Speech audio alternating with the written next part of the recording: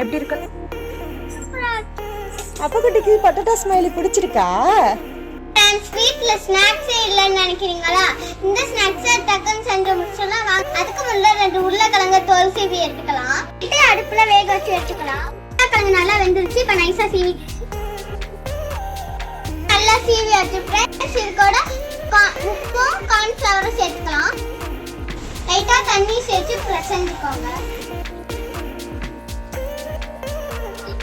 இப்ப இதுல எண்ணெய் போட்டு சப்பாத்தி மாமாய் கலந்துக்கலாம். இப்பதான் குட்டி குட்டி பாலா உருட்டி தட்டி எடுத்துக்குவோம். இப்ப இதுல ஸ்மைலி பண்ணிக்கலாம். இப்பதான் எண்ணெயில போட்டு ஃப்ரை பண்ணிக்கலாம். அங்க ஃப்ரெண்ட்ஸ் ஸ்மைலி எப்படி தெரியுதுன்னு. ஸ்மைலி ரெடி ஆயிடுச்சு.